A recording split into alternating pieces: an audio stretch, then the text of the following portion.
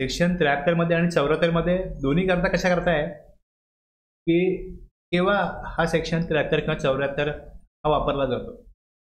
Determination of tax not paid और short paid और इरेनियसली refunded और input tax credit wrongly availed और utilise.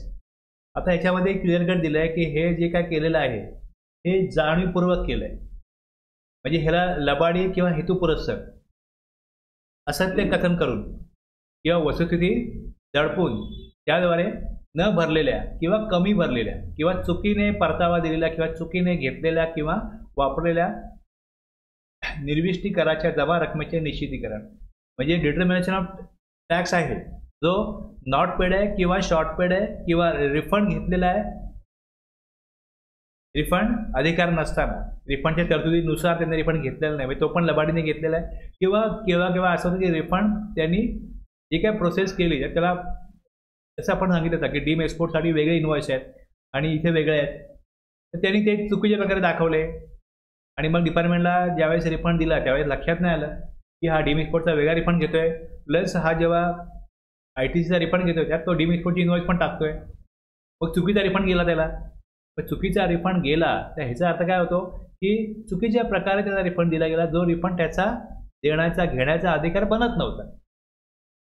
तरतुदीनुसार रिफंड त्याला रिजेक्ट करायला पाहिजे होता, पण त्यांनी दिलेल्या माहितीमुळे दिशाभूल होऊन डिपार्टमेंटने त्याला जर का रिफंड दिला असेल तर मग त्याच्याकडनं ती अमाऊंट परत मागण्याकरता determination of tax erroneously refunded, ITC त्यांनी रिफंड घेतला, आउटपुट टॅक्सचा रिफंड घेतला, कुठला पण रिफंड घेतला तो चुकीचा घेतलेला आहे, किंवा input tax credit wrongly availed utilise by reason of fraud, इथे रिझन ऑफ फ्रॉड आहे, लबाडीनेच केलं आहे, हेतुपुरस्सरच केलं आहे, जाणीवपूर्वक त्यांनी टॅक्स चोरी केली, टॅक्स इव्हेजन केलं आहे, विलफुली मिसस्टेटमेंट चुकीची माहिती दिली आहे, सेपरेशन ऑफ फॅक्ट दिले. आता हे जे त्यातनं जे टायटल आहे सेक्शन 74 मधलं यातनं हे केलं आहे, हे कसं सिद्ध होणार, कशा आधारे सिद्ध होणार. आपण एक बघितलं की एक स्क्रुटिनी होते, दुसरं इन्स्पेक्शन आहे, तिसरं ऑडिट आहे. ह्या दरम्यान ह्या कुठल्याही जे काही कारवाई आहेत किंवा हे एक टूल्स आहेत किंवा एक शस्त्र आहेत डिपार्टमेंटकडे की ज्यातनं ते बघणार की where it appears to the PO that, कसं अपेअर होईल त्याला, कसं कळेल हे की एनी टॅक्स नॉट पेड किंवा शॉर्ट पेड, हे कसं सिद्ध होईल, कसं कळेल, हे कसं कळेल मला सांगाय. तुम्ही नॉट पेड आणि शॉर्ट पेडला पहिले तर हे कळलं पाहिजे, नंतर ते हेतुपुरस्सर केलंय का चुकून झालंय हे नंतरच आहे.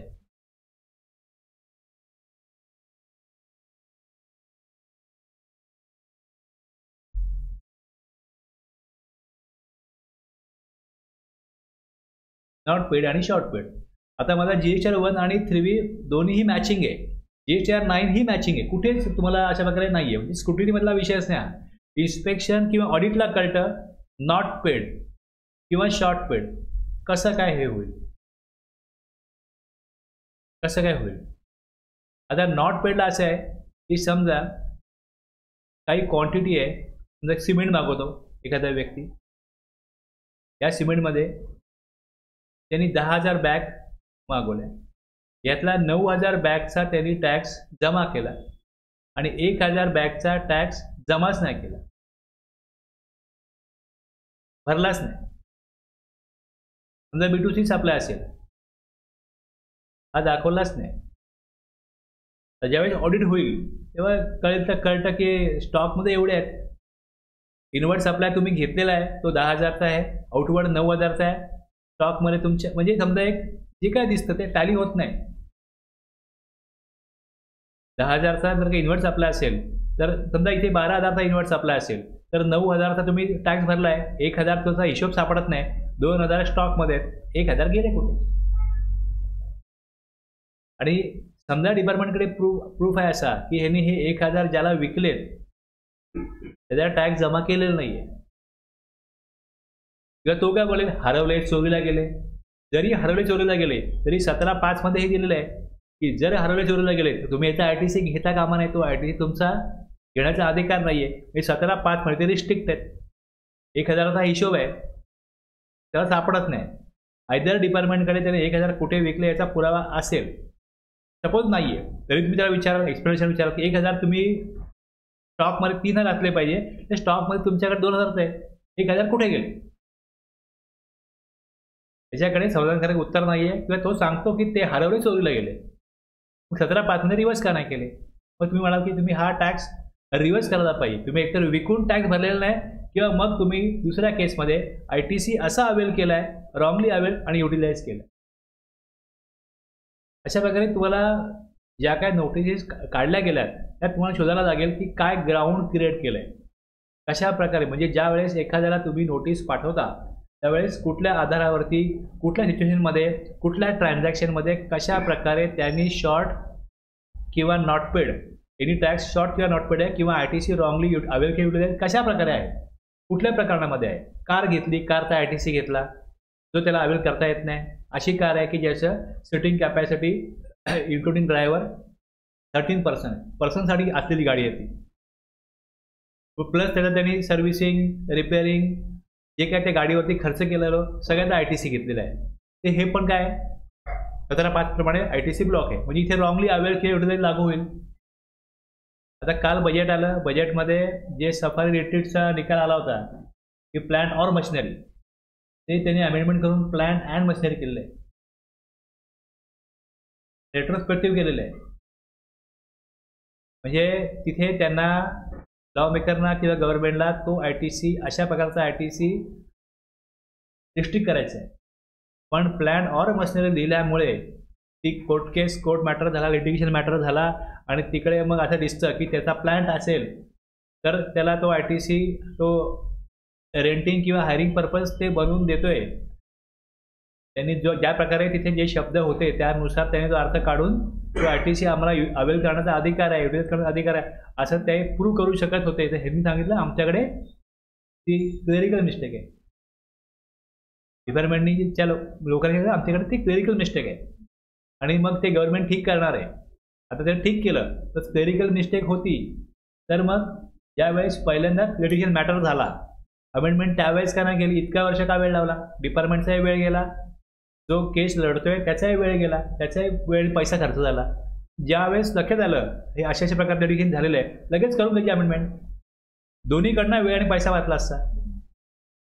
त्यामुळे काय ॲक्च्युली ड्राफ्टिंग केलं आहे लॉमध्ये, काय प्रोव्हिजन आहे, काय नियम आहे, काय रूल आहे, त्याप्रमाणे जर का त्यांनी प्रॉपर टॅक्स भरला नाही, नॉट पेड किंवा short paid, ITC wrongly avail utilise ह्या केसेसमध्ये by the reason of fraud. आता परत तुम्हाला हे प्रूव्ह करायचं आहे की त्याचं हेतू पुरस्कार केलं आहे, एनी विलफुल मिसस्टेटमेंट, चुकीची माहिती दिली आहे, सपरेशन ऑफ फॅक्ट हे आहे का?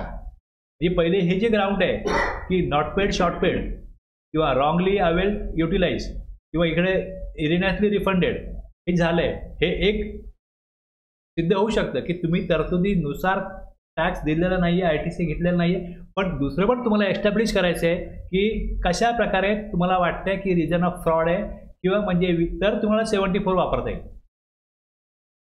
आणि जर हे सिद्ध होऊ शकलं नाही, म्हणजे हे सिद्ध झालं की ठीक आहे आम्ही टॅक्स चुकीच्या प्रकारे जमा केला, आमच्याकडनं टॅक्स इव्हेजन झालेलं आहे, पण मग काय होतं तो जो आहे ना टॅक्स पेअर तो डिफेन्स करणार की ठीक आहे माझी चूक आहे पण मी लबाडी केलेली नाही, माझा टॅक्स चोरी करणं हा उद्देश नव्हता, मला चुकीची माहिती मिळाली. म्हणजे समजा मला 18% टॅक्स जमा करायचा आहे तर मला सांगितलं गेलं की 12% टॅक्स रेट आहे म्हणून मी 12% घेतले.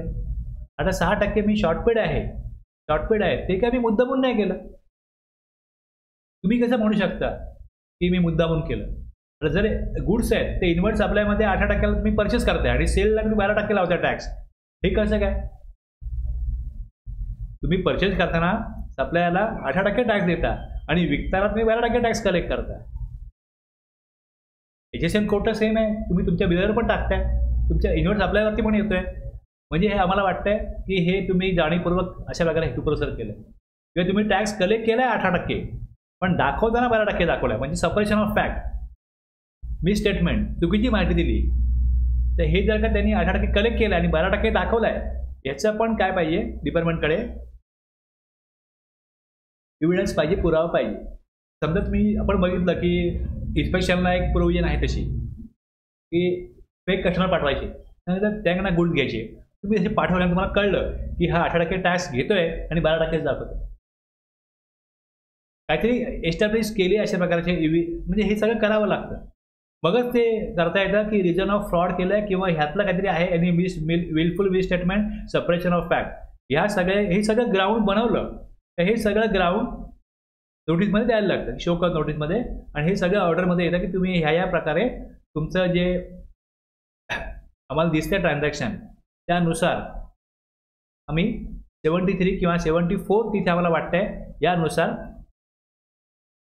Any tax as not paid किंवा शॉर्ट पेड आहे किंवा ITC रॉंगली अवेलेबल युटिलाइज केलेलं आहे.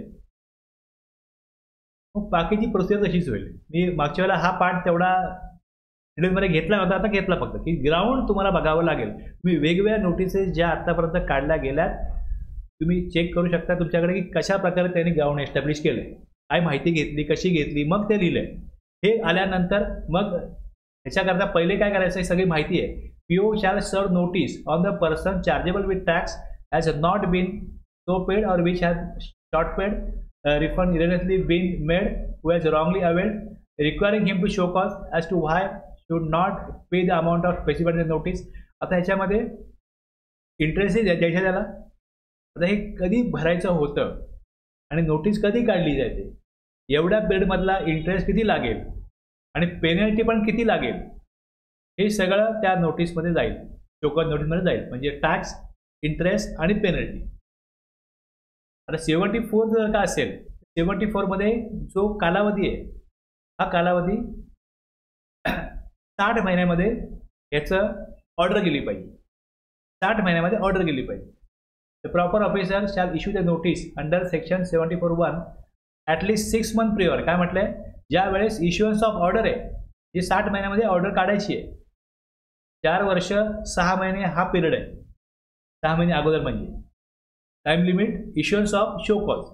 समजा त्यांनी 4 वर्षांनी शो कॉज काढली तर पुढे 6 महिने, 8 महिने, 9 महिने ऑर्डर काढू शकतात. शो कॉज नोटीस आणि ऑर्डरमध्ये 6 महिन्याचा डिस्टन्स पाहिजे. आणि जो पिरियड आहे 60 महिन्याचा, 5 वर्षाचा, हा संपू नये म्हणून 4 वर्ष 6 महिन्यामध्ये शोकॉज काढलीच पाहिजे. 3 वर्षात काढली शोकॉज आणि मग चालू आहे काम. अपॉर्च्युनिटी बिंग हर्ड, तो व्यक्ती येईल, सांगेल की तुम्ही जे मला सांगताय ते काय तुमच्याकडे चुकीची माहिती आहे, मी काय लबाडी केलेली नाही, मी काय टॅक्स देणं लागत नाही, मी काय ITC चुकीचा घेतलेला नाही. याच्यावरती मग 6 महिने, 8 महिने घालवले जाऊ शकतात. मग 10व्या महिन्यात वाटलं POला की संपलं आपलं, तुमचं म्हणणं पटत नाही, तुम्ही खूप वेळा आला, तुम्हाला मी खूप वेळा तुमचं ऐकून घेतलं, आता तुम्हाला आम्ही ऑर्डर काढणार. आणि मग ऑर्डर काढली म्हणजे 4 वर्षात जर का नोटीस काढली तर पुढे कालावधी किती वर्ष आहे, 5 वर्ष आहे. 5 वर्ष होण्याच्या अगोदर 8, 9, 10 महिन्यात कधी पण ऑर्डर काढली जाऊ शकते. आता हे तुम्ही 74A बघाल. 74A मध्ये काय केलं त्यांनी की 42 महिने दिलेले आहेत, दाखवणार आहे पुढे. या 42 महिन्यामध्ये शोकॉज पाठवा. मग तिकडे तसं 73 मध्ये चूक झाली आहे पण लबाडी वाटत नाही, विलफुल मिसस्टेटमेंट नाहीये, सेपरेशन ऑफ फॅक्ट नाहीये, हे जाणीवपूर्वक झालेलं आहे. असं 42 महिन्यामध्ये या ग्राउंडवरती त्यात 2 ऑप्शन आहेत 74A मध्ये. तुम्हाला कुठला वाटतो तो ऑप्शन तुम्ही तिकडे घ्या, निवडा आणि त्याला शोकॉज पाठवली. एकदा का शोकॉज पाठवल्यानंतर पुढे 1 वर्षामध्ये पुरेसा कालावधी आहे, 1 वर्षामध्ये ऑर्डर काढायची. 42 महिन्यात तुम्ही शोकॉज पाठवा. नॉर्मल शोकॉज आहे का फ्रॉडवाली आहे, पाठवा त्याला. मग तो येईल, त्याची बाजू मांडेल टॅक्स पेअर. तो बाजू मांडता मांडता 1 वर्ष आहे, 1 वर्षामध्ये ऑर्डर काढायची आहे, प्लस 6 महिने पिरियड एक्सटेंड केला जाऊ शकतो. वेबसाईट हे पण ठेवलं त्यांनी. म्हणजे 12 महिने प्लस 6 महिने, इथे 42 महिने दिले, 12 महिने आहेत प्लस 6 महिने आहेत, म्हणजे इथे 42 प्लस 18 धरले तर 60 महिन्यामध्ये ही कारवाई पूर्ण होईल. जर का तुमच्याकडे काही इन्फॉर्मेशन आहे तर तुम्ही एस्टॅब्लिश करा की हे टॅक्स इव्हेजन झालेलं आहे, हे फ्रॉड आहे का फ्रॉड नाही आहे. पण फ्रॉड म्हणून नोटीस जरी पाठवली तरी पुढे जाऊन जर का ते फ्रॉड नाही आहे तर ती कन्वर्ट होते टॅक्स इव्हेजन आहे ना, फ्रॉड नाही. ठीक आहे, मान्य आहे. मग तुम्हाला आम्ही ती पेनल्टी लावतो. फ्रॉड करता पेनल्टी जास्त आहे, मग तुम्हाला ती पेनल्टी लावणार नाही. तुम्ही नॉन फ्रॉड केसमध्ये येता. टॅक्स इव्हेजन आहे, टॅक्स इंटरेस्ट आणि नॉन फ्रॉड केसमध्ये जी पेनल्टी ती द्या. मग ह्याची तुम्हाला एका वर्षामध्ये पुरेसा वेळ मिळेल डिपार्टमेंटला आणि टॅक्स पेयरला एकमेकांना कम्युनिकेट करायला. म्हणजे योग्य प्रकारे नैसर्गिक न्याय तत्वाला धरून टॅक्स पेयरला आपली बाजू मांडायला वेळ मिळेल. जास्त गरज असेल तर 6 महिने वाढवता येतील ऑर्डर काढण्याचे. पुरेसा वेळ मिळेल. व्यवस्थित असं वाटेल टॅक्स पेयरला की आपल्याला न्याय दिला गेला. म्हणजे या लॉ मेकरला जे काय गव्हर्नमेंटला अनुभव आले या 7 वर्षामध्ये, त्यातनं त्यांनी काय केलं, 73-74 मध्ये ज्या काय तरतुदी आहेत त्याच तरतुदी पुढे कंटिन्यू आहेत 74A मध्ये. सगळं तसंच करायचं आहे. फक्त जो शोकॉज नोटीसचा कालावधी आहे तो 42 महिन्यात शोकॉज काढा आणि त्याच्यानंतर पुढे तुम्ही ठरवा की फ्रॉड आहे का नॉन फ्रॉड आहे. त्यानुसार त्याला तुम्ही ऑर्डर द्या आणि 1 वर्ष प्लस 6 महिन्यामध्ये ही सगळी कारवाई संपुष्टात आणा.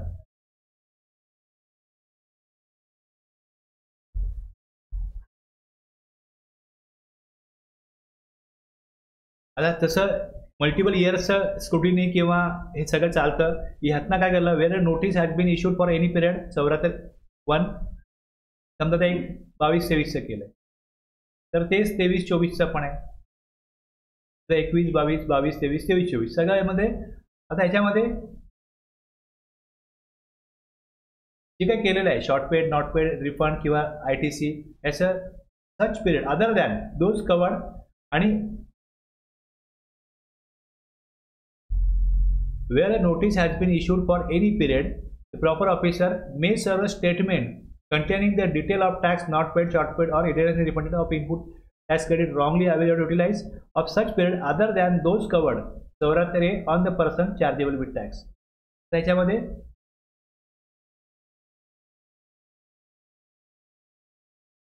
ह्याचा उद्देश काय की एकच डिफॉल्ट जो एका वर्षामध्ये आहे तोच नेक्स्ट पुढच्या इयरमध्ये पण कंटिन्यू असेल तर फक्त स्टेटमेंट काढा. आणि जे स्टेटमेंट आहे ते सर्व्हिस ऑफ स्टेटमेंट जे तुम्ही काढलं आहे 74 मध्ये, शोकॉज नोटीस आहे, सेम ग्राउंड आहे, नेक्स्ट इयरला वेगळ्या इयरला तर स्टेटमेंट काढा. Shall be dim to be service of notice subject to the condition that the grounds relied upon for such in the set statement. हे काय म्हटलं, एक्सेप्ट कधी ते काढायचं नाही statement, the ground of fraud any wilful misstatement और suppression of fact of to evade tax for period other than those covered are the same. The ground of fraud, the ground same आहे तर otherwise वेगळी show cause काढ. आणि ते show cause statement काढलंय ते काय समजलं जाईल, ते नोटीसच समजलं जाईल. शोकॉज नोटीसच आहे पण थोडा इथे वेगळ्या प्रकारे ती शोकॉज काढण्यासाठी हे स्टेटमेंट दिले. त्यात सगळं ग्राउंड एका मध्ये दिलेलं आहे, सेम ग्राउंड आहे. स्टेटमेंटमध्ये काय होईल, कमी शब्दामध्ये ते मांडलं आहे. आता हे पण कशा प्रकारे तुमच्याकडे होतं का, असं करतात का, केलंय का बघू शकता. हां, सेम ग्राउंड नसेल तर ते वेगळं काढू शकतात किंवा त्यांना वाटलं की नाही आपण हेच काढू, किंवा ते एकाच वेळेला कारवाई होत नाही, वेगवेगळ्या वेळेला होते की करत असतील. आउटपुट तेच आहे, फक्त काम सोपं हवं म्हणून स्टेटमेंट दिलंय. शोकॉज दिल्यावरती the person chargeable with tax before service of notice. Service of notice देण्यापूर्वी त्याला एक इंटिमेशन दिलं जाते, तुमच्यावरती आम्हाला अशा प्रकारची कारवाई करायची आहे. काही टॅक्स, इंटरेस्ट आणि पेनल्टी तुम्हाला देय आहे. शोकॉज पाठवली जाईल, तुम्हाला अपॉर्च्युनिटी बिंग हर्ड केलं जाईल.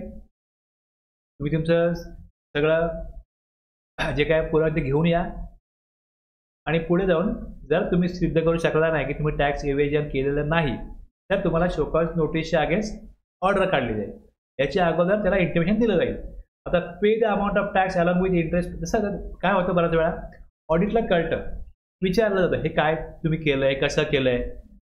आणि वारंवार ज्यावेळेस तिकडे डिपार्टमेंटची माणसं जातात त्या थोडाफार त्यांचा पत्रसंबंध बनतो. हे डिस्टन्स जरी आपण ठेवलं तरी पण हे तुमचं बरोबर नाही झालं, तुमचं चुकीचं झालंय. तुम्ही ह्या प्रकारे ITC घेतला, हा रॉंगली अवेल्ड आहे, रॉंगली युटिलाइज आहे असं आम्हाला दिसतंय. तुमचं काय म्हणणं आहे? तुम्ही मांडणार ना तिकडे. मग ते त्यांच्या कन्सल्टंटशी वगैरे डिस्कस करत असतील, त्यांना कळलं की काय करायचं. कन्सल्टंट काय सांगेल की नाही, ते तुम्हाला त्यांनी जर फायंडिंग ते काढत आहेत तर तुम्ही त्यांच्याशी पहिले सेटलमेंट करून घ्या की हे फायंडिंग टाकूच नका. बघा ते ऐकतात का, आणि जर ऐकत नसतील तर मग हा टॅक्स आपल्याला भरायला लागतो.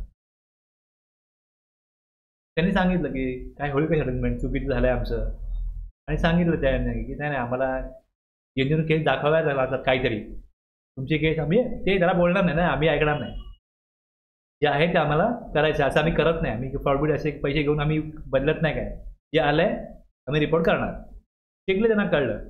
इमिजिएटली ते काय करणार, नेक्स्ट मंथच्या जीएसटी 3B तो ITC जो आहे तो रिव्हर्स करणार, टॅक्स इंटरेस्ट भरून टाकणार. भरला त्यांनी आणि सांगणार तुम्हाला की हे मी भरलेलं आहे,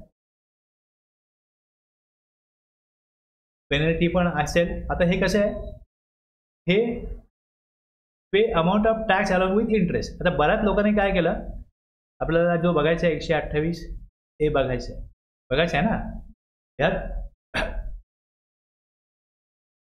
टॅक्स जमा केलेला आहे अनेक लोकांनी, किंवा ते टॅक्स भरायला तयार आहेत, पण त्यांना इंटरेस्ट आणि पेनल्टी ही माफ करून हवी. ओके, मी इमानदार आहे टॅक्स पेअर, मी इमानदारीत टॅक्सही भरला आणि इंटरेस्टही भरला. पण अनेक लोकांना माहिती आहे किंवा अशी एक प्रॅक्टिस झाली, एक प्रकारचा चुकीचा पांडा पडला. एक टॅक्स भरा, इंटरेस्ट पेनल्टी गव्हर्नमेंट मागेल तेव्हा देऊ. इंटरेस्ट मला द्यायचंच आहे ना, करू दे स्क्रुटिनी, काय करायचं करू दे, इंटरेस्ट मागितलं देऊ आपण. आणि काय मग बऱ्याच केसमध्ये कसं इंटरेस्ट मागितलंच जात नाही, इंटरेस्ट ऑटोमॅटिक माफ होतो. आणि इंटरेस्टवरती इंटरेस्ट लागत नाही, काय पेनल्टी पण लावत नाही. म्हणजे मला जर का 18,000 टॅक्स 20,000 टॅक्स भरायचे आहे, ते इंटरेस्ट सकट 25,000 होईल. 5,000 मागतील ना त्या भरू. हे जर 20 लाख आहेत तर 5 लाख इंटरेस्ट होईल. कशाला 5 लाख भरता, राहू दे. ते बरं म्हटलं, कळलं इंटरेस्ट मागायचं असेल त्यांना कळलं, मागतील मग देऊ आपण इंटरेस्ट, टॅक्स देऊ टाका. टॅक्स भरला.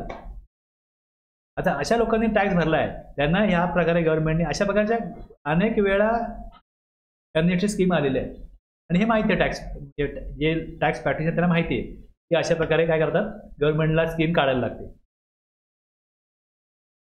लिटिगेशन मॅटर गव्हर्नमेंटला स्वतःच्या बाजूने संपवायचे. म्हणजे जर का तुम्ही 128A तुम्हाला काय टॅक्स भरायचा असेल, नोटीस आलेली, ऑर्डर आलेली आहे, शोकॉज आलेली आहे, ऑर्डर आलेली आहे, किंवा कोर्टामध्ये काय केसेस पेंडिंग आहेत, प्रोसेसमध्ये आहेत, ते डिपार्टमेंटला ते अजून रिझल्ट गोंगडं ठेवायचं नाही. तर त्यांनी ही ऑफर दिली आहे टॅक्स पेअरला की तुम्ही टॅक्स भरला असेल किंवा टॅक्स तुम्हाला भरायचा असेल तर टॅक्स भरा, इंटरेस्ट पेनल्टी माफ करतो, विषय संपतो. ही कारवाई आमच्याकडनं आम्ही संपवतो आणि तुम्ही याच्याबद्दल अपील नाही करायचं. म्हणजे इथे जर का 128 इथं मी बेनिफिट घेतला त्या टॅक्स पेअर की मी टॅक्स भरतो, इंटरेस्ट पेनल्टी माझी माफ करते, मी टॅक्स भरतो, तर मी याच्या विरुद्ध अपील नाही करणार. संपला मॅटर तिकडे. पण डिपार्टमेंटला वाटलं पुढे जाऊन की अरे आपण याचा डिमांड समजा 10 लाख काढलाय, हे 10 लाख नाही 50 लाख येते, तर पुढे जाऊन ते केस ओपन करू शकतात. पण टॅक्स पेअर काय करू शकत नाही, भरला टॅक्स संपला विषय. अशा प्रकारे ही स्कीम आहे.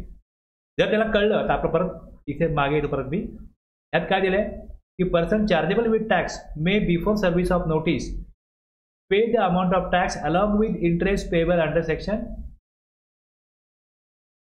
पे करतो आणि penalty on the basis of own ascertainment of tax or the tax as ascertain by the proper officer and inform the proper officer. त्यांनी काय केलं, भरलं, स्वतःहून भरलं किंवा त्याला शोकॉज दिले त्यावेळेस भरलं, इन्फॉर्म केलं प्रॉपर ऑफिसरला. ते प्रॉपर ऑफिसर पहिले इंटिमेशन जाईल ना, इंटिमेशन जाईल, इंटिमेशन गेलं तो पेमेंट कसा करेल, व्हॉलंटरीली करेल. The proper officer on receipt of such information shall not serve any notice, त्याला शोकॉज नोटीस काढली जाणार नाही. The respect of the tax so paid or any penalty payable under the provision of this act. हे inform करणं गरजेचं आहे. आता त्यांनी समजा इन्फॉर्म करून पण त्याला शो कॉज गेली, इंटिमेशन केलं तर सांगेल की मी व्हॉलंटरी पेमेंट केलेलं आहे. ज्यावेळेस आमच्याकडे ऑडिटला आम्हाला कळलं की आम्ही चुकीच्या प्रकारे ITC अवेल आणि युटिलाइज केलेला आहे, ज्या क्षणी आम्हाला कळलं त्या नेक्स्ट मंथलाच आम्ही 3B भरत असताना तो ITC रिव्हर्स केलेला आहे, ते माहिती देतील, टॅक्स जमा झालेला आहे. कुठली एका प्रकरणात मी टॅक्स जो तिथे मी टॅक्स देणं लागत होतो किंवा ITC रिफंड घेतला आहे किंवा कुठल्याही प्रकारचं मी गव्हर्नमेंटला देणं आहे ते मी एकदा दिलं ना, तुम्ही परत कसं मागू शकता, दिलं आहे मी या प्रकरणात. मग ते जो प्रूव्ह करेल, डॉक्युमेंट देईल, मग डिपार्टमेंट काय करेल, ठीक आहे मग तुला ऑर्डर काढायची गरज नाही. पण इंटिमेशन जर दिलंय, स्वतःहून दिलंय, तर शोकॉज आलीच नाही पाहिजे. तरी पण आली, तू सांगेल की मग कशाला पाठवत आहे, चुकीची आहे तुमची show cause. Show cause the proper officer on receipt of such information shall not serve any notice. झालंय where the proper officer is the opinion that the amount paid falls short. आता अमाऊंट जर भरली 1 लाख भरायचे तर 80,000 भरले, 20,000 कमी भरले, म्हणजे त्याला एकंदरीत त्याच्या म्हणण्याप्रमाणे मला 1 लाख काय टॅक्स येत नाही, 80,000च येतो, 20,000 मला जास्त आले. म्हणजे हे लाखामध्ये 1 करोडचा टॅक्स तुम्ही पाठवणार असाल इंटिमेशनमध्ये किंवा असं दिसतंय, त्याला वाटतं 80 लाख भरायला येते, त्याने 80 लाख भरले, 20 लाख, आता 20 लाखाची त्याला ऑर्डर जाईल, शोकॉज जाईल, तुझ्या नोटीस ॲज पर. मग याप्रमाणे जेवढी शॉर्ट आहे ॲक्च्युअली पेएबल आहे, जी काय अमाऊंट असेल in respect of such amount which falls short of the amount actually payable, तेवढ्याचीच मग ऑर्डर जाईल. म्हणजे इंटिमेशन किंवा शोकॉज 1 करोडचं केलं होतं, त्यांनी पेमेंट केलं 80 लाखाचं, 20 लाखाचं, त्याला मग काय केली जाईल पुढे जाऊन, जी काय नोटीस आहे ती जाईल. इंटिमेशनमध्ये 1 करोड होते, पण शोकॉजमध्ये 1 करोड जाणार नाही, कारण त्याने 80 लाख भरले, व्हॉलंटरी पेमेंट केलंय, ते POला इन्फॉर्म केलंय.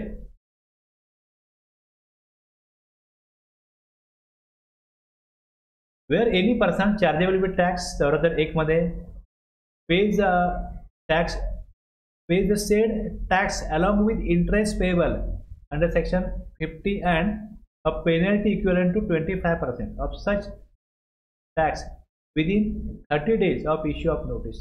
आता याच्यामध्ये नोटीस ज्यावेळेस येते, तर इथे बघा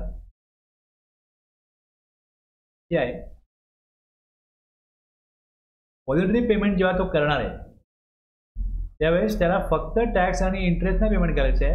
व्हॉलंटरी पेमेंट जर तो करतो त्याला इंटिमेशन दिल्यावरतीच, त्यावेळेस त्याला पहिली ऑफर आहे की 15% तुम्ही पेनल्टी द्या. किती? 15%. शोकॉजच्या अगोदरच तुमच्यावरती कारवाई सुरू करतो, टॅक्स इंटरेस्ट पेनल्टी 15% द्या, कारवाई होणार नाही. 15% पेनल्टी पहिली ऑफर. जेव्हा शो कॉज काढली जाईल तेव्हा शो कॉजमध्ये काय येईल, पेनल्टी ही 25% होईल. Penalty equal to 25%. 30 दिवसामध्ये शो कॉज दिल्यापासून 30 दिवसामध्ये काय करायला पाहिजे, त्यांनी 25% पेनल्टी दिली पाहिजे. If no payment after show cause, नाही पेमेंट केलं 30 दिवसामध्ये, 30 दिवस डिपार्टमेंट वाढ बघेल, त्याच्यानंतर काय करेल proper officer after considering the representation if any, जर त्यांनी आपली येऊन बाजू मांडली असेल त्याचा विचार करून paid by the taxpayer person chargeable with tax, determine the amount of tax interest आणि penalty due from such person and issue an order. आता ऑर्डर काढेल त्यानंतर, आता जेवढ्या अमाऊंटची ऑर्डर काढेल द प्रॉपर ऑफिसर ती कधी काढायची आहे, 5 वर्षामध्ये काढायची, हे दिलेलं आहे इकडे. आता ज्यावेळेस ती ऑर्डर काढेल त्यावेळेस where any person served with an order, त्या ऑर्डरमध्ये देईल की तुम्ही टॅक्स संपूर्ण द्यायचा आहे, इंटरेस्ट द्यायचा आहे, आणि जो तुम्हाला पेनल्टी आहे ही ऑर्डर काढल्यापासून 30 दिवसामध्ये जर का तुम्ही पेमेंट करता टॅक्स इंटरेस्टचं, तर पेनल्टी तुम्हाला 100%, म्हणजे ज्यावेळेस त्याला इंटिमेट केलं जातं त्यावेळेसच त्याला 1 करोडचा टॅक्स आहे, इंटरेस्ट जो येईल तो प्लस त्याला पेनल्टी इक्विव्हॅलंट टू टॅक्स 1 करोडची पेनल्टी. पहिले काय इंटिमेट केलंय 15% पेनल्टी द्या आणि सुटा.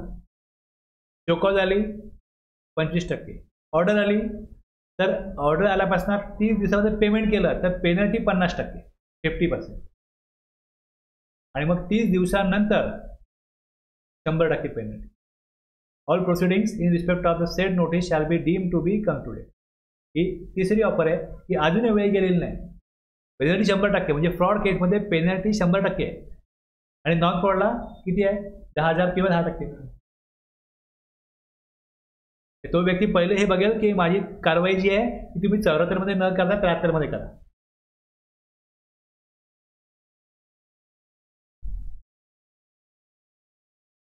पण हे मागच्या वेळेला बघितलं होतं की एक्सपेन्शनमध्ये काय होतं, ऑल प्रोसिडिंग संपतील त्यामध्ये 132ची प्रोसिडिंग वेगळ्या प्रकारे चालेल.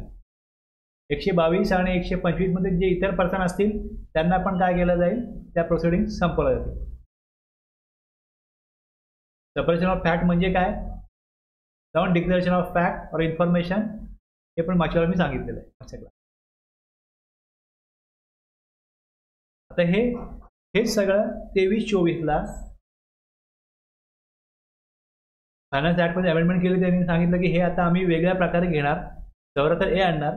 The provision of this section shall be applicable, हे अप टू फिनान्शियल इयर 23-24 पर्यंत, म्हणजे 24-25 पासून हे आता चालू आहे. ही चालू आहे वर्षाला. याच्या पुढे तुम्ही ह्याच्या ज्या काय शोकॉज किंवा ऑर्डर काढाल याच्या पुढच्या कालावधीमध्ये तुमचं जोपर्यंत 22-23 हे जे काम संपत नाही 23-24 तोपर्यंत काय होणार नाही. मग तुम्हाला कळेल 74 ए मध्ये नोटीस कशा येतात. मला ते कोणाला माहिती पण नसेल, कोणी वाचलं नसेल, गरज नाही याचा अभ्यास करायची. आत्ता आले अमेंडमेंट झालेली आहे. ज्यावेळेस हे वर्ष येईल त्यावेळेस त्याचं तुम्हाला कळेल की 73-74 संपलंय आता. मग तेच कसं वापरलं जातं 74 ए मध्ये हे मी सांगतो पुढे. आता हे बघा, हे सगळं असंच आहे. पहिले शो कॉज, नोटीस, स्टेटमेंट, हे कशामध्ये येईल. आता याच्यामध्ये अजून एक काय होतं, एक पॉईंट मागच्याला मी सांगितलं सांगतो. काय मागे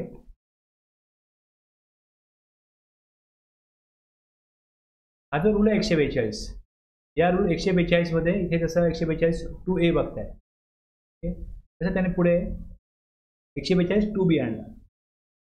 142(2)B अशा करता आणला की ज्या वेळेस ऑर्डर काढली जाते, शोकॉजमध्ये ऑर्डर काढली जाते, तेव्हा ती ऑर्डर एक लायबिलिटी, जी टॅक्स पेअरला लायबिलिटी भरायची असते,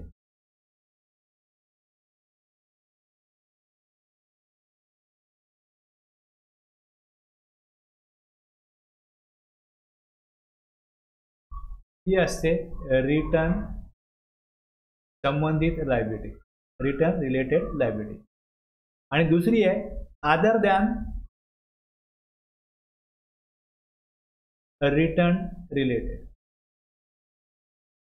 आणि समजा मला एखाद्या वेळेस आपण बघितलं तर सेक्शन 49 बघत असताना लायबिलिटी संदर्भामध्ये ही लायबिलिटी पहिले कुठली भरायची. जर का माझा रिटर्न भरणं बाकी आहे प्रिव्हियस इयर, ते पहिले भरा, मग करंट इयर रिटर्न भरा, आणि त्यानंतर तुम्हाला काय ऑर्डर आले, शोकॉज आले, त्यात तुम्हाला काय देणं आहे मग ते नंतर भरा. मग त्यामुळे काय होतं, लायबिलिटी रजिस्टरला मला रिटर्न रिलेटेड वेगळं दिसतं आणि अदर रिलेटेड वेगळं दिसतं. आणि जेव्हा मी ते काढतो त्यावेळेस तिकडे मला जी लायबिलिटी भरायची आहे ती तिकडे जे डेबिट झालंय, तिथे डेबिट एंट्री होते. समजा मला 4 लाख तिथे अमाऊंट दिली तर ही डेबिट एंट्री होईल. आणि ज्यावेळेस मला पेमेंट करायचं आहे ऑर्डरच्या अगेन्स्ट, तर ज्यावेळेस मी याच्या अगेन्स्ट पेमेंट करीन तेव्हा जमा केलं म्हणून 4 लाख याच्या अगेन्स्ट जमा झाले पाहिजे. पण ज्या वेळेस शोकॉज आले तेव्हा ते लायबिलिटी जमा नाही होते. शोकॉज काय, तुमच्याकडून तुम्हाला ऑर्डर का काढू नये. ऑर्डर ज्या वेळेस काढली जाते तेव्हा रिटर्न ते जे रजिस्टर आहे तुमचं लायबिलिटी रजिस्टर, त्याच्यामध्ये त्याची एंट्री येते. आणि त्यामुळे कोण किती लायबिलिटी देणं लागतो हे दिसतं. फिरमी भरला आपण, लायबिलिटी आपल्याला 0 दिसते. फिरमी भरताच येत नाही लायबिलिटी पे केल्याशिवाय. त्यामुळे जेव्हा आपण रजिस्टर बघू तेव्हा लायबिलिटी 0 होते. क्रेडिट जमा राहतं, कॅश जमा राहते, पण लायबिलिटी जमा राहत नाही. पण जे अदर दॅन असेल त्याची तिकडे ऑर्डर आली तर तिथे काय होईल, तिकडे डेबिट एंट्री होईल. आता इथे जर का डेबिट एंट्री आलेली आहे, इथे क्रेडिट एंट्री जर त्याच्या अगेन्स्ट पेमेंट केलं तर ती तुम्ही लायबिलिटी पे केली टॅक्स पेअरनी असं डिपार्टमेंट समजेल. अशा प्रकारे सिस्टीम आहे. पण लोक काय करतात, त्यांना तिथे जाऊन पेमेंट करायचं म्हणजे पोर्टलला कसं हे माहीत नाही. जर त्यांनी DRC03 मध्ये पेमेंट केलं तर DRC03 मध्ये पेमेंट केलं तर पेमेंट जमा होतं, पण ते लायबिलिटीच्या अगेन्स्ट ऍडजस्ट होत नाही. पेमेंट केलं हे पण दिसेल आणि लायबिलिटी देणं आहे हे पण दिसेल. मग त्याच्यावरती अशा चुका अनेक टॅक्सपेअर करत होते. त्यामुळे त्याच्यावरती सोल्युशन काय काढलं की एक वेगळा फॉर्म असेल DRC03A. यात जाऊन सांगायचं की ही माझी ऑर्डर आहे आणि त्याचा DRC03 मधलं हे माझं पेमेंट आहे. मग दोघांमध्ये लिंक एस्टॅब्लिश होईल. Where an amount of tax, interest, penalty or any other amount payable by person under section कुठला पण जिकडे आपण ऑर्डर काढतो डिपार्टमेंट त्याच्यामधनं काय होतं हे जे सेक्शन दिले यातनं कुठली ऑर्डर काढली गेली.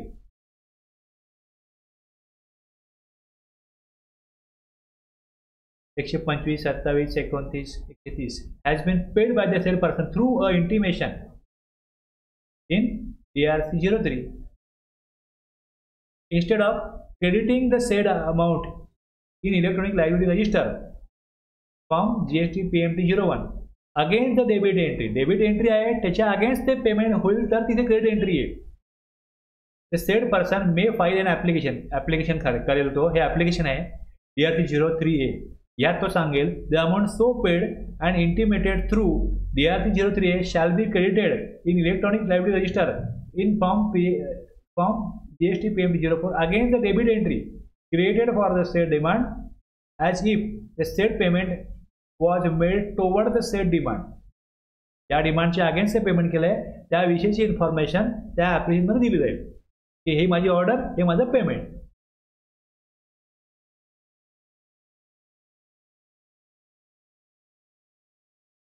व्हॉलंटरी पेमेंट केलंय पण ती डेबिट क्रेडिट एंट्री मॅच होत नाहीये त्यावेळेस हे वापरलं जातं.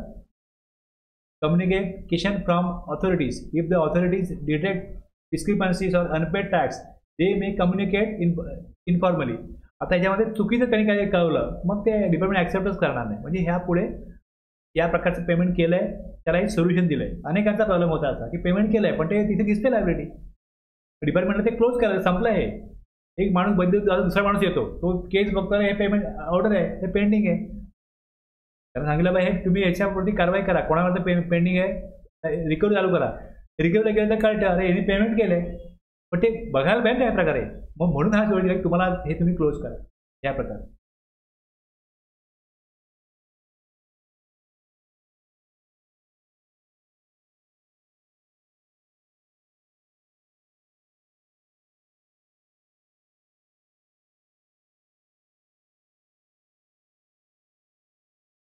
हे तुम्हाला एक व्ह्यू दिलाय काय फरक आहे 73 आणि 74 मध्ये. यात मुख्यतः कशाकरता घेतलं जातं tax amount along with interest आणि paid before issuance of notice. म्हणजे इंटिमेशन दिलंय सेक्शन 73 मध्ये कुठल्याही प्रकारची पेनल्टी लावली जात नाही. No notice shall be issued. Penalty देऊ नका टॅक्स आणि इंटरेस्ट द्या. जो टॅक्स दे आहे उशिरा देत आहे इंटरेस्ट सोडणार नाही आम्ही इंटरेस्ट द्यायचं आहे. 74 मध्ये तसं नाही 15% पेनल्टी द्यावीच लागेल.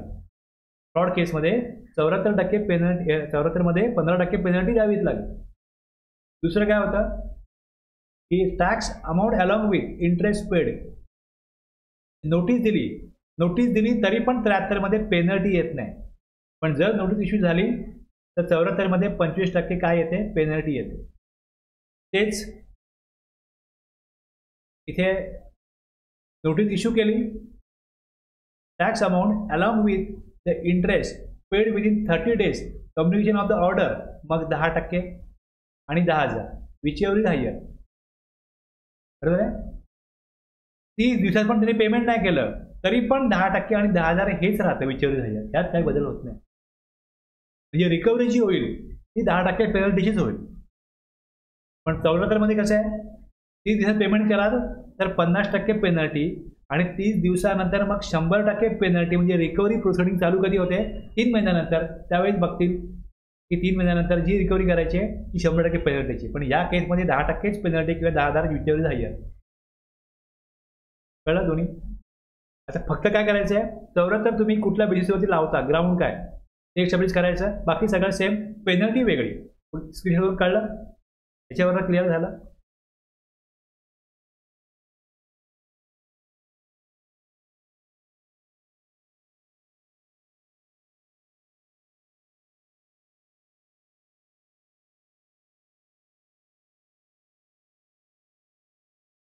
ते लावला गेला तरी मग त्यांच्याकडनं काय बाजू मांडली जाते, मग ती तुम्हाला हां मग तर तुम्ही तुमच्या बाजूने तुमची बाजू सांगाल की तुम्ही फ्रॉडच केलं. ॲज अ टॅक्स पेअर मला पसंत नाही. हां आता कसं होतं,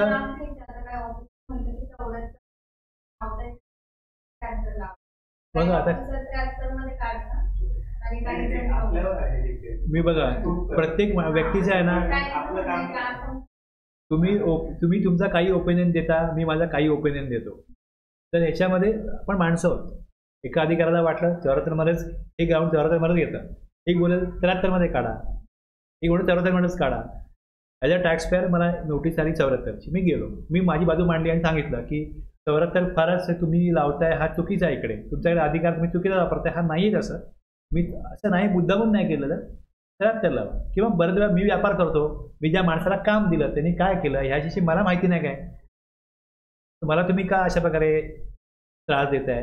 त्यांनी जी बाजू मांडली तरी पण तुम्ही म्हणाला की नाही तुमची जबाबदारी होती, तुमचा माणूस काय तुमच्या नावाने OTP येतो, तुम्ही साईन करता, तुम्ही कोणाला काम दिलंय, तुमची बघा जबाबदारी आहे की त्यांनी काय केलं काय नाही बघणं, तुम्हीच जबाबदार आहात. त्यामुळे तुम्ही हे फ्रॉडच केलं असं आमचं म्हणणं आहे. म्हणजे समोरचा व्यक्ती काही बाजू मांडेल ना आपली, तो खरोखर तरी करत असेल तर तो हेच सांगेल तुम्ही 74 मध्ये गेलात, मी याच्या टॅक्सपेअर मी काय करणार, अपिलात जाणार, जा अपिलात, आमच्याकडनं हा 74च आहे. आम्ही जे काय तुमचे डॉक्युमेंट बघितले, तुमचा व्यवसाय बघितलाय, तुमच्याशी बोललोय, आम्हाला वाटतंय तर एकच केस आहे, पण एक वेळा तुम्ही 73 लावाल, एक वेळा 74 लावाल, तुम्हाला त्या माणसाच्या उत्तरातनं काय दिसतंय. त्यामुळे हे पण असं होत नाही की अशी केस आहे तर 73च लावा, हे केलंय 74 लावा. त्यांनी कशा प्रकारे केलंय, म्हणजे एका व्यक्तीच्या हातनं एक दुसरा व्यक्ती मारला गेला, खून आहे, तो म्हणतो की मी त्याला मारणार नव्हतो, माझा हेतू नव्हता, चुकीने त्या माझ्या हातनं त्या माणसाची हत्या झालेली आहे. तशी ही गोष्ट आहे, हत्याच केली आहे, पण प्रत्येक हत्येला फाशी होत नाही ना, लक्षात घ्या. तसंच ही गोष्ट आहे. त्यामुळे तुम्हाला असं हार्ड अँड फास्ट रूल करता येत नाही की त्यांनी हां तसं नाहीये. तुम्ही तुमच्याकडनं जेव्हा परत ते अपिलात जाईल तेव्हा तुम्ही म्हणणार की तुमची बाजूने काय, मग तुम्ही सांगणार तुमच्या बाजूने की यांनी या प्रकारे केलं, आम्हाला ह्या गोष्टी आमच्या फाइंडिंग्स आहेत, आम्हाला हे दिसतंय, त्यामुळे आम्ही 74 लावलाय. दुसऱ्या केसमध्ये आम्ही 74 लावलेलं नाही, दुसऱ्या लोकांचे पण असे मॅटर आहेत, तिकडे आम्ही 74 लावलाय, पण या माणसाने हे जाणीवपूर्वक केलंय आणि अमाऊंट पण मोठी आहे आणि हा किती कालावधी करत होता, 2 महिने 4 महिने 6 महिने 8 महिने किती कालावधी करत होता, जेणेकरून तुमच्याकडे काहीतरी अशा प्रकारे वाटावं की 74 लावावा, अशा काही गोष्टी आहेत तुम्ही मांडाल. डिपेंड आहे की जे काय अपील अथॉरिटी असो, ट्रिब्युनल असो, कोर्ट असो, त्यांना डिपार्टमेंटकडनं काय मांडलं जाते की आम्ही का लावतोय, आम्ही 100 केस केल्या, 90 केस तर आम्ही 73 मध्ये केल्या, 10 केस आम्ही का अशा प्रकारे एक्स्ट्रीम आम्हाला वाटतंय की 74 मध्ये आहे. तुमच्याकडे जसं काय मांडण्यासाठी मुद्दे असतील तुम्ही मांडाल, कोर्टाला पटलं तर ठीक आहे, अदरवाईज तो निर्णय होईल तोच. पण असा रूल बनवता येत नाही की हे केलं तर 73च, हे केलं 74, असं काही करता येत नाही. हे कुठल्या परिस्थितीत त्यांनी केलेलं आहे त्यानुसार तुम्ही ठरवाल की त्याची जी काय ते करण्याची जी वृत्ती आहे ती काय होती, इंटेन्शन काय होता त्याचा, हे बघायला लागेल. त्यामुळे ओपिनियन वेगवेगळ्या लोकांचे वेगवेगळे, किंवा एका माणसाला वाटू शकतं की बाबा हा इथे 74 लावायचा, आपल्याला केव्हा केव्हा एखाद्या माणसाच्या बोलण्यावरून कळतं की हा माणूस खूप लबाड आहे, त्याला आपण सोडायचं नाही. तेच मांडले 2 वर्ष 9 महिने आणि 3 वर्ष, हे 4 वर्ष 6 महिने आणि हे 5 वर्ष. तुम्ही हे क्लिअर करून घ्या. मी तुम्हाला मागच्याला बोललो की त्यांनी शोकॉज दिली आणि एका महिन्यामध्ये ऑर्डर काढली, तर मग ते बरोबर आहे की नाही.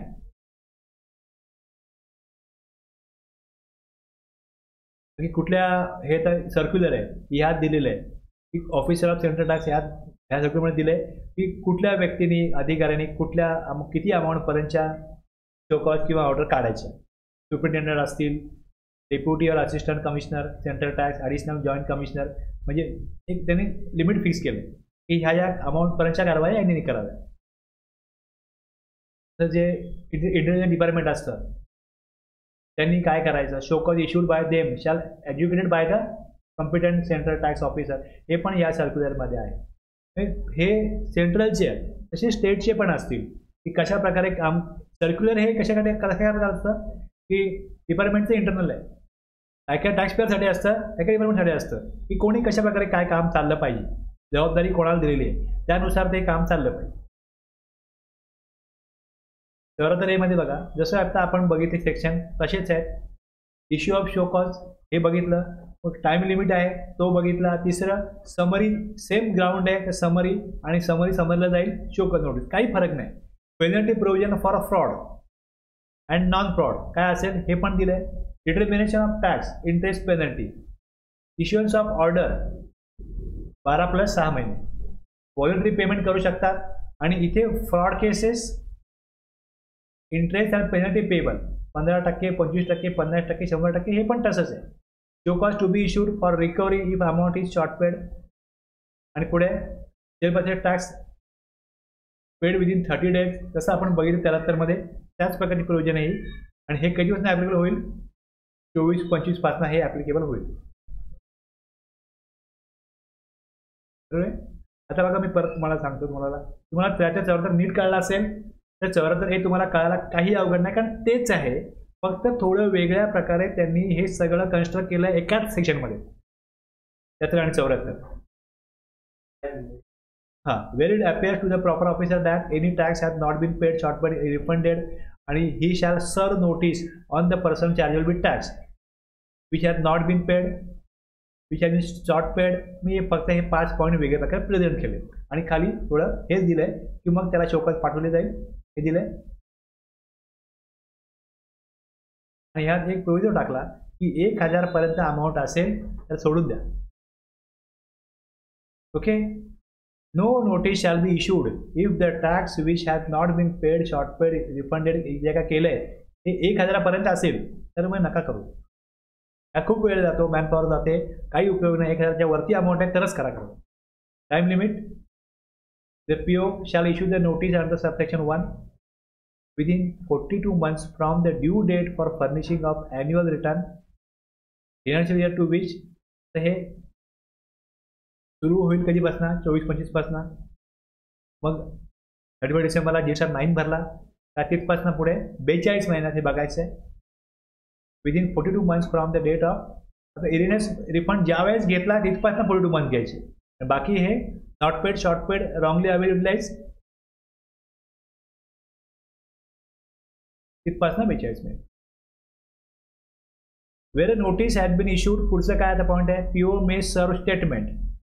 वेर a notice has been issued for any period under subsection 1 the proper officer may serve statement. आणि पुढे काय म्हटलंय, the service of such statement shall be dim to be service of notice on such person under subsection 1 subject to the condition that the grounds relied upon for such tax period are the same. इकडे हे दिलंय are the same as mentioned in the earlier notice. Okay, जे subsection 1 ला cover केले other than the असेल तर मग त्याची वेगळी शोकॉज द्या. पेनल्टी प्रोव्हिजन, आता इथे बघा 74A मध्ये सेक्शन 5 काय सांगतो, the penalty in case where any tax which has not been paid or short paid or refunded or where any input tax credit wrongly availed utilized for reason other than fraud आहे 10%. म्हणजे 74A5 मध्ये clause 1 मध्ये त्यांनी penalty specify केले non fraud केससाठी आणि 74A5 clause 2 मध्ये for the reason of fraud 100% of tax 100%. कळलं परत, हाच परत. म्हणजे जी ऑर्डर काढली जाईल, शोकॉज काढली जाईल ती 74A5 क्लॉज 1 प्रमाणे आहे का 2 प्रमाणे, हे दोन दिलेत त्यांनी. किंवा याला तुम्ही सबसेक्शन म्हणाल तर सबसेक्शन 1 किंवा 2. 74A5 सबसेक्शन 1 किंवा क्लॉज 1 किंवा 2 कुठल्या आधारे आता ह्याच्यावरती मग टॅक्स पेअर काय करेल, आपली बाजू मांडेल की आम्हाला तुम्ही 1 प्रमाणे द्या, 2 प्रमाणे नका देऊ. मग त्याप्रमाणे पुढचं होईल, जे होईल ते पुढची जे काय कारवाई ती पुढे जाईल.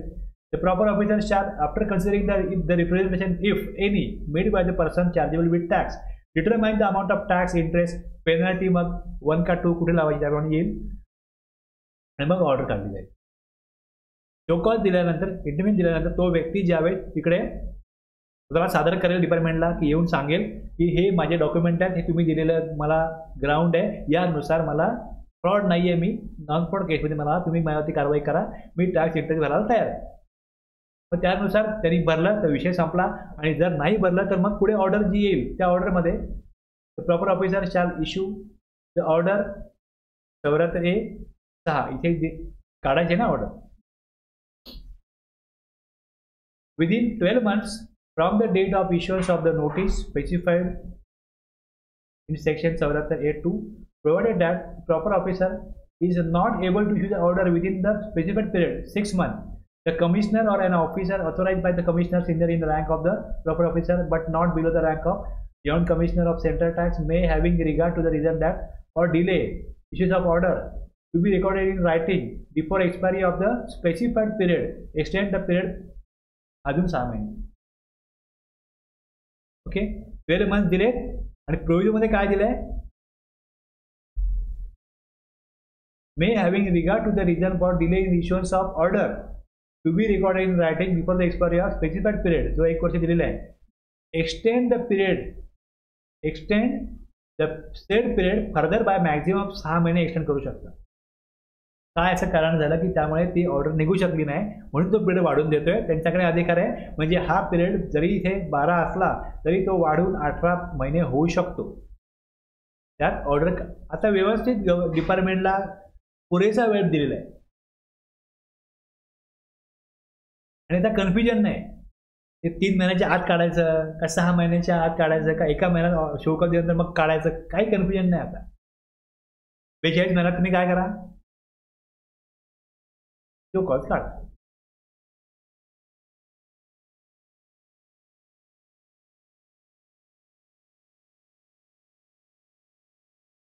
The person chargeable with tax, any tax has not been paid or short paid or erroneously refunded, or where input tax credit has been wrongly availed or utilized for any reason other than may before service. इथे बघा हे सगळं आहे. Interest payable and inform the proper officer in the writing of such payment. हे काय, voluntary payment करेल आणि inform करेल. मग no penalty shall be payable and all proceedings in respect of the said notice shall be deemed to be concluded. ह्याला 30 दिवस आहेत, हे 60 दिवस केले. हा एक फरक आहे. 60 दिवसात करा तुम्ही, म्हणजे टॅक्स पेअरला पण रिलीफ आहे. जी काय तुम्हाला 42 महिन्यामध्ये, समजा माझ्याकडे तुम्ही 36 महिन्याची चौकात पाठवता, इंटिमेशन पाठवता, अरे माझा अकाउंट सोडून गेला अगोदरचा, मी CA पण चेंज केलं आहे, आता मला बघायला लागेल ना सगळं हे. पुरेसा वेळ त्यांनाही मिळेल, 60 दिवस मिळतील. तुम्हाला कळणं झालं आहे, 60 दिवसामध्ये सगळं शोधा, सगळं जमवाजमवी करा, आणि मग तुम्ही टॅक्स देणं लागता की नाही लागता. तुम्हाला फ्रॉड केसमध्ये घ्यायचं का नॉन फ्रॉडमध्ये घ्यायचं, तुमचं काय म्हणणं आहे, घेऊन मांडा. 60 दिवस दिलेले. थोडा विचार लॉ मेकरनी टॅक्स पेअरचा आपण केलाय की 30 दिवस, 3 वर्षापूर्वी काय झालंय, कोणाला आठवणार आहे, कोणाला सापडणार आहे. ते पर्सन चार्जेबल विथ टॅक्स, आता हे बघा इकडे 74A(9) सबसेक्शन जो आहे त्यामध्ये काय दिलंय, या आपण 2 केस बघतो, फ्रॉड आणि नॉन फ्रॉड. त्याची पेनल्टी जी आहे, मे 15%. कशा करता आहे, the person chargeable with tax where any tax has not been paid, short paid, erroneously refunded, or where ITC has been wrongly utilise by reason of fraud. बरोबर ना, हेच आहे ना 74 मधलं. मग याच्यामध्ये जसं 74 मध्ये आहे तसंच आहे, फक्त इथे काय होईल, 74A(9) मध्ये दिलंय, before service of notice intimation दिलंय, इंटिमेशनमध्ये पण टॅक्स इंटरेस्ट भरायचा आहे, टॅक्स भरा, इंटरेस्ट भरा आणि 15% पेनल्टी इक्वल टू 15%, जे आत्ता पण आहे तसंच आहे. तुम्ही फ्रॉडमध्ये टॅक्स इव्हेजन केलं आहे, हेतुपुरस्सर केलं आहे, फ्रॉड आहे, लबाडीने केलं आहे, 15% काय द्या, पेनल्टी द्या. On receipt of such information shall not serve any notice. Okay, दिलं भरलं ठीक आहे, मग नोटीस आला नाही, पुढे नाही भरलं तर मग pay the said tax along with interest. Interest आहे, टॅक्स आहे, इंटरेस्ट आहे आणि penalty equivalent to 25%. Penalty 25% show कॉजमध्ये. कधीपर्यंत भरायची, 60 दिवसामध्ये. म्हणजे अमाऊंट त्यांना अरेंज करायची, मान्य भरायची अरेंज, वेळ लागतोय, 60 दिवस घ्या. त्यानंतर 60 दिवसानंतर pay the tax along with the interest payable. इथे पण टॅक्स आहे, इंटरेस्ट आहे, इंटरेस्ट आहे. Penalty equivalent to 50%. 60 दिवसामध्ये भरली तर पेनल्टी 50% आणि 60 दिवसानंतर मग 100%.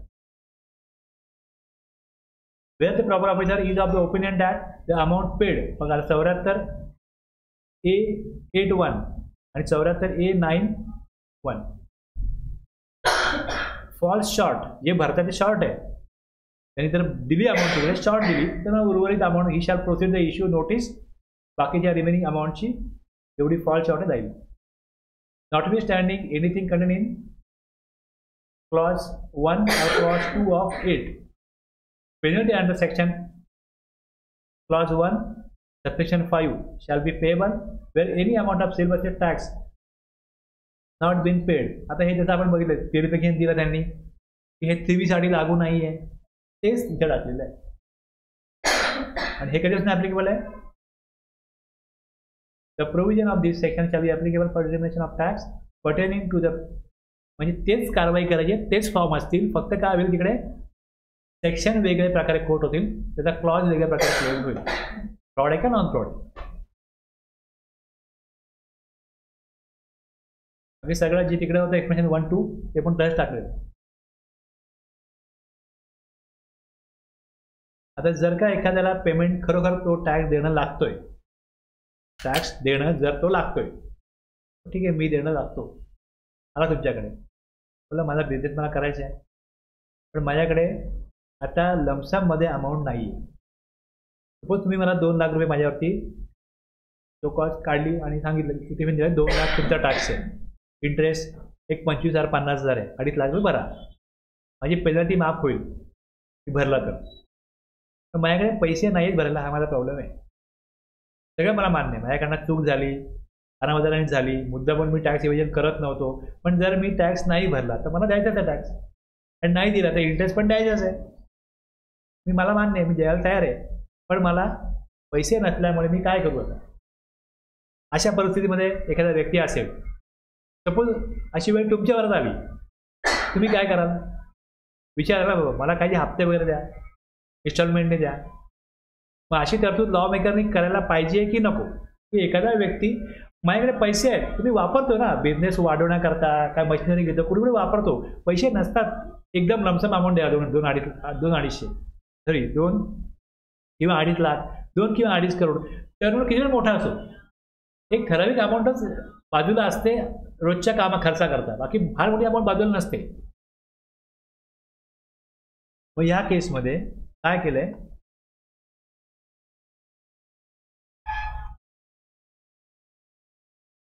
तुम्हाला इन्स्टॉलमेंटची प्रोव्हिजन माहिती आहे, इन्स्टॉलमेंटची प्रोव्हिजन माहिती आहे का, इन्स्टॉलमेंटनी हां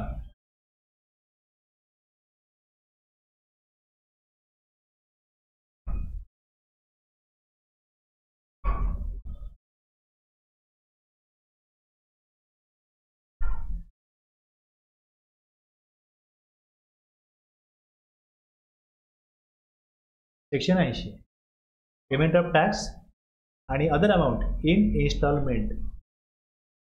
साहजिक आहे ना, तो व्यक्ती बोलेल किती रुपये तुम्हाला द्यायचे, 2 लाख, कसे देणार तुम्ही, त्याला काय विचारणार की आता तुम्ही 3 महिन्यात मला भरायला सांगताय, तर मला तुम्ही रिकव्हरी चालू करणार की जर का तुम्ही ऑर्डर काढली आणि जर का मी पैसे नाही भरले 6,000 प्लस 10% विचारू हायर मी नाही भरू शकलो, कारण की त्या माणसाला कळतं की आपल्यावरती आता हे रिकव्हरीची कारवाई चालू करणार. तो येतो आणि विचारतो काय आता करायचं.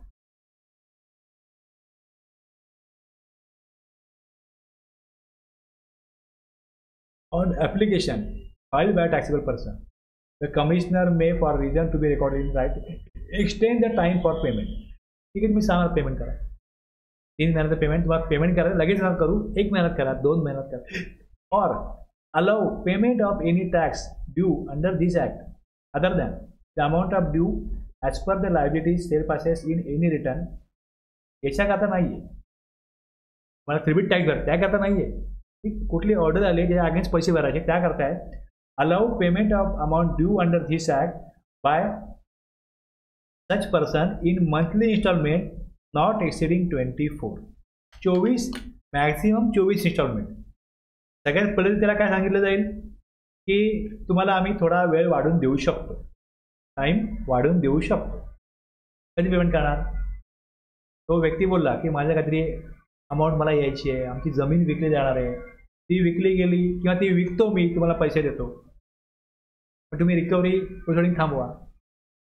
काहीतरी कुठं त्याला पैसे यायचे आहेत, पण तो सांगत असेल की मला हा सोर्स आहे, इथनं पैसे यायचे आहेत, थोडा पिरियड वाढून द्या, पण त्याकडे काहीच सोर्स नाही पैसे एकदम येण्याचा, तर मग शेवटचा उपाय काय, ते बांधून द्या. मग कसे पे करणार. 2 लाख आहेत, कसे देणार तुम्ही. 50,000 द्याल दर महिन्याला, 4 महिन्यात द्याल, पण नाही 50,000 तुम्ही देऊ शकत नाही, मग 25,000 द्याल. मग या प्रकारे आता त्याच्याकडनं अमाऊंट रिकवर तर करायची आहे ना, पण त्याचं जे रोजचं जीवन आहे ते डिस्टर्ब न होता त्याच्याकडनं अमाऊंट घ्यायची आहे. टॅक्सचा उद्देश काय आहे की सगळ्यांचं जीवन पुढे नेण्याकरता आपण हा कर घेतोय, म्हणून जीवन उद्ध्वस्त करण्याचा उद्देश नाही आहे, पण तो चुकला आहे.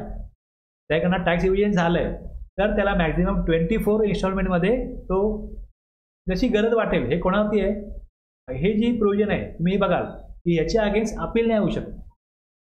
अपीलचा जो चॅप्टर आहे, जो सेक्शन आहे, त्यामध्ये एका ठिकाणी दिलेलं आहे की जर का हे त्याला तो 24 मागतो, 24च द्या, तू 24 मागतो म्हणून 24 द्यायला पाहिजे, 24 मॅक्झिमम आहे म्हणून 24 मिळणार नाही.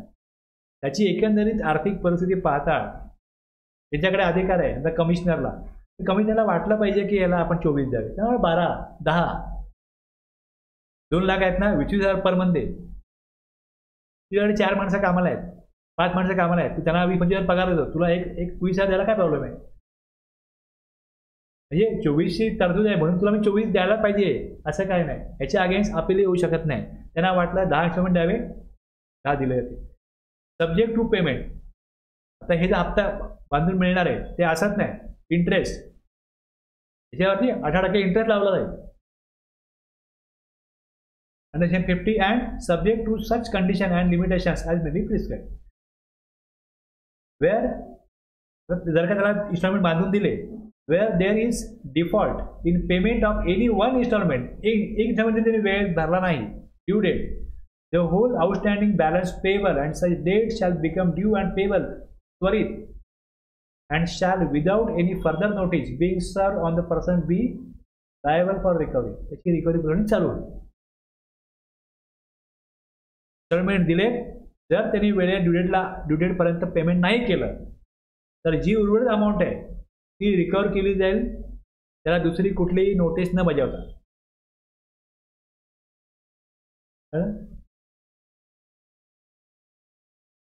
त्याचा rule 158. Payment of tax and other amount in installment on an application filed electronically by a taxable person in form DRC 20 seeking extension of time for the payment of taxes or any amount due under the act or for allowing payment of such taxes. ज्यावेळेस असा व्यक्ती येईल सांगेल आपली मजबुरी, त्यावेळेस त्याला सांगेल की तू एक ॲप्लिकेशन दे, मग तू इथले जाणकार बघ, त्यांच्याकडनं ॲप्लिकेशन कर आणि मग त्यानुसार तुला आम्ही हे देऊ. Amount in instalment in accordance with the provision of section 80, the commissioner shall call for a report from the jurisdictional officer. कळलं ना? कमिशनरला माहित नाही की हा माणूस काय करतो, म्हणजे कमिशनर काय करणार, ती माहिती मागवणार त्या ऑफिसरकडनं about the financial ability of the taxable person to pay the said amount upon considering of the request of the taxable person and the report of the due. मी मागतो 24 द्या, पण ज्युडिशनल ऑफिसरला माहिती आहे की याचा टर्न किती आहे, काही तर माहिती आहे, त्यानुसार तो कमिशनरला सांगेल की तुम्ही याला 10 इन्स्टॉलमेंट द्या, 12 द्या, मी रिकमेंड हे करतो की परिस्थिती बऱ्यापैकी ओके आहे. The commissioner may issue an order DRC 21 allowing the taxable person further time to make payment किंवा to pay the amount with such monthly installment not exceeding 24 as he may deem fit. काय म्हटलंय? as he may deem fit. त्यांना किती महिना वाटतात तेवढे महिन्याचे instalment त्याला ते बांधून देतील.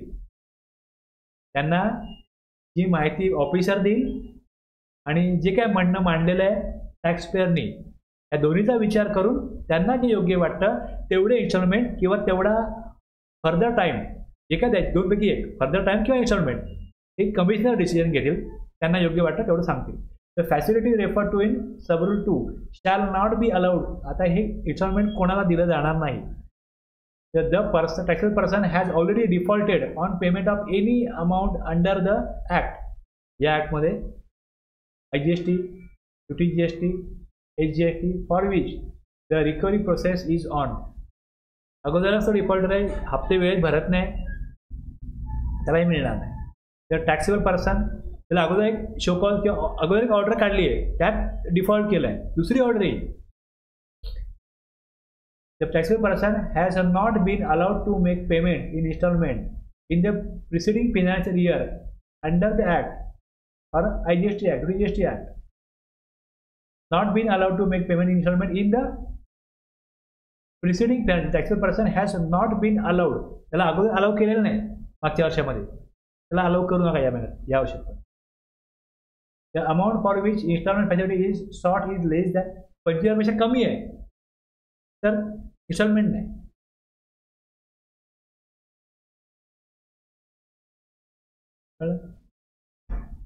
चौऱ्याहत्तर ए अमाऊंट त्याला मान्य देणं पण देऊ शकत नाही तर इन्स्टॉलमेंट. इथे ब्रेक घेऊ.